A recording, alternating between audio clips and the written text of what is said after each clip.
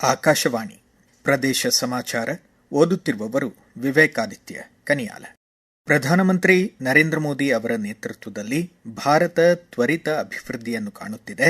ದೇಶಾದ್ಯಂತ 99% ರೈಲು ಮಾರ್ಗಗಳು ವಿದ್ಯುದೀಕರಣಗೊಂಡಿವೆ ಎಂದು ರೈಲ್ವೆ ಖಾತೆ ರಾಜ್ಯ ಸಚಿವ ವಿ ಸೋಮಣ್ಣ ಹೇಳಿದರು. ಗೋವಾದ ಮಡಗಾಂವ್ನಲ್ಲಿ ಮಡಗಾಂವ್ ಕಾರವಾರ ಎಕ್ಸ್ಪ್ರೆಸ್ ರೈಲಿಗೆ ಹಸಿರು ನಿಶಾನೆ ತೋರಿ ಅವರು ಮಾತನಾಡಿದರು. ಹೊಸ ರೈಲು ಸೇವೆಯು ಗೋವಾ ಕರ್ನಾಟಕ ಸೇರಿದಂತೆ ವಿಶೇಷವಾಗಿ ಕರಾವಳಿ ಕರ್ನಾಟಕದ ಸಂಪರ್ಕವನ್ನು ಬಲಪಡಿಸಲಿದೆ, ಪ್ರಾದೇಶಿಕ ಅಭಿವೃದ್ಧಿಗೂ ಸಹಕಾರಿಯಾಗಲಿದೆ ಎಂದರು.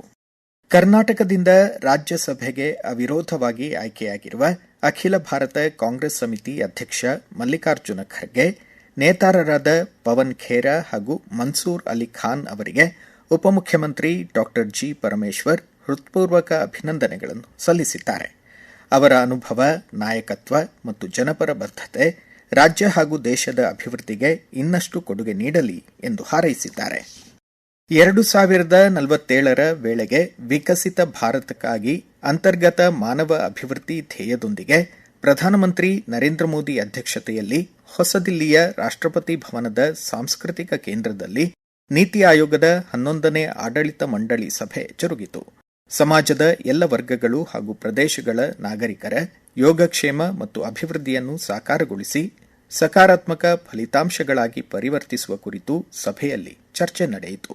ಮುಖ್ಯಮಂತ್ರಿ ಡಿಕೆ ಶಿವಕುಮಾರ್ ನೀತಿ ಆಯೋಗದ ಸಭೆಯಲ್ಲಿ ಪಾಲ್ಗೊಂಡಿದ್ದರು. ಕೇಂದ್ರ ಸಂಸ್ಕೃತಿ ಸಚಿವಾಲಯದ ಸಂಗೀತ ನಾಟಕ ಅಕಾಡೆಮಿ 2024 ಹಾಗೂ 2025ನೇ ಸಾಲಿನ ಪುರಸ್ಕಾರಗಳನ್ನು ಪ್ರಕಟಿಸಿದೆ. ರಾಜ್ಯದ ಹಿರಿಯ ಮೃದಂಗ ಕಲಾವಿದ ಎವಿ ಆನಂದ್ ಸೇರಿದಂತೆ 7 ಜನರಿಗೆ ಅಕಾಡೆಮಿ ರತ್ನ ಪ್ರಶಸ್ತಿ ಸಂದಿದೆ.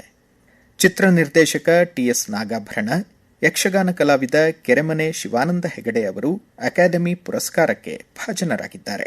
2024ನೇ ಸಾಲಿನ ಅಕಾಡೆಮಿ ಪುರಸ್ಕಾರಕ್ಕೆ ಪಾತ್ರರಾದ ಕೆರೆಮನೆ ಶಿವಾನಂದ ಹೆಗಡೆ ಪ್ರದೇಶ ಸಮಾಚಾರಕ್ಕಾಗಿ ತಮ್ಮ ಸಂತಸ ಹಂಚಿಕೊಂಡಿದ್ದಾರೆ. ಸಂಗೀತ ನಾಟಕ ಅಕಾಡೆಮಿ ಪ್ರಶಸ್ತಿ ಬರ್ತಾ ಇರೋದು ಬಹಳ ಸಂತೋಷದ ಸಂಗತಿ. ಇದು ನನಗೆ ಮಾತ್ರ ಬಂದಿದೆ ಅಂತ ನಾನು ತಿಳ್ಕೊಳ್ಳೋದಿಲ್ಲ. ಇದು ನಮ್ಮ ಇಡೀ ಯಕ್ಷಗಾನಕ್ಕೆ ಸಂದ ಗೌರವ. ಆದ್ದರಿಂದ ಬಹಳ ಸಂತೋಷ. ಒಂದು ರಾಷ್ಟ್ರೀಯ ವೇದಿಕೆಯಲ್ಲಿ ನಮ್ಮ ಕರ್ನಾಟಕದ ಮಣ್ಣಿನ ಕಲೆ ಯಕ್ಷಗಾನ ಪ್ರಭಾವ ಬೀರಬೇಕು. ಅದು ಉಳಿದ ಕಲೆಗಳ ಒಟ್ಟಿಗೆ ಯಕ್ಷಗಾನ ಕೂಡ ಎತ್ತರಕ್ಕೆ ಏರುವುದಕ್ಕೆ ಇಂಥದ್ದೊಂದು ಪ್ರಶಸ್ತಿಗಳು ಹೆಚ್ಚು ಅರ್ಥಪೂರ್ಣ ಆಗ್ತದೆ ಅಂತ ನಾನು ಭಾವಿಸ್ತೇನೆ. ಯಾವುದೇ ವ್ಯಕ್ತಿ ಏನೋ ಒಂದು ಸಾಧನೆ ಆಗಿದ್ರೆ ಅದಕ್ಕೆ ಸಮಾಜದ ಆಪ್ತರ, ಆತ್ಮೀಯರ, ಗುರುಗಳ ಮತ್ತು ನಮ್ಮ ಹಿರಿಯರ ಆಶೀರ್ವಾದ, ಸಮಾಜಕ್ಕೆ ನಮ್ಮ ಮಂಡಳಿಯನ್ನು ಪ್ರೋತ್ಸಾಹಿಸಿದ ಎಲ್ಲ ಕೈಗಳಿಗೆ, ಕಣ್ಣುಗಳಿಗೆ, ಮನಸ್ಸುಗಳಿಗೆ ನಾನು ಚಿರವಾಗಿ ವಂದಿಸ್ತೇನೆ.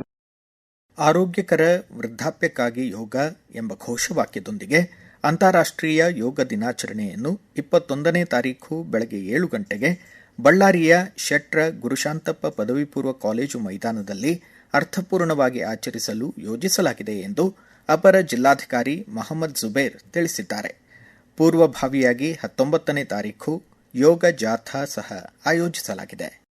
ಬೆಂಗಳೂರು ಗ್ರಾಮಾಂತರ ಜಿಲ್ಲೆ ದೊಡ್ಡಬಳ್ಳಾಪುರ ತಾಲೂಕಿನ ಹಿರಿಯ ರಾಜಕಾರಣಿ ಮಾಜಿ ಶಾಸಕ ಆರ್ಜಿ ವೆಂಕಟಾಚಲಯ್ಯ ಇಂದು ನಿಧನರಾದರು. ಅವರಿಗೆ 90 ವರ್ಷ ವಯಸ್ಸಾಗಿತ್ತು. ಬೆಂಗಳೂರು ಗ್ರಾಮಾಂತರ ಜಿಲ್ಲಾ ಪಂಚಾಯಿತಿ ಅಧ್ಯಕ್ಷರಾಗಿ, ಬೆಂಗಳೂರು ಅಂತಾರಾಷ್ಟ್ರೀಯ ವಿಮಾನ ನಿಲ್ದಾಣ ಯೋಜನಾ ಪ್ರಾಧಿಕಾರದ ಅಧ್ಯಕ್ಷರಾಗಿ, ಕೆಪಿಸಿಸಿ ಸದಸ್ಯ ಹಾಗೂ ಶಾಸಕರಾಗಿ ಸೇವೆ ಸಲ್ಲಿಸಿದ್ದರು. ಮುಖ್ಯಮಂತ್ರಿ ಡಿಕೆ ಶಿವಕುಮಾರ್ ಸೇರಿದಂತೆ ಗಣ್ಯರು ವೆಂಕಟಾಚಲಯ್ಯ ಅವರ ನಿಧನಕ್ಕೆ ಕಂಬನಿ ಮಿಡಿದಿದ್ದು ಸಂತಾಪ ಸೂಚಿಸಿದ್ದಾರೆ. ದೊಡ್ಡಬಳ್ಳಾಪುರದ ಹಣಬೆ ಗ್ರಾಮದಲ್ಲಿ ಮೃತರ ಅಂತಿಮ ದರ್ಶನದ ವ್ಯವಸ್ಥೆ ಕಲ್ಪಿಸಲಾಗಿದೆ. ವಿಶ್ವ ಬಾಲಕಾರ್ಮಿಕ ವಿರೋಧಿ ದಿನಾಚರಣೆ ಅಂಗವಾಗಿ ಕಾರ್ಮಿಕ ಇಲಾಖೆ ವತಿಯಿಂದ ಬಳ್ಳಾರಿ ನಗರದಲ್ಲಿ ಆಯೋಜಿತ ಜಾಗೃತಿ ಜಾಥಾಕ್ಕೆ ಜಿಲ್ಲಾ ನ್ಯಾಯಾಧೀಶ ಸಿದ್ದಲಿಂಗ ಪ್ರಭು ಚಾಲನೆ ನೀಡಿದರು.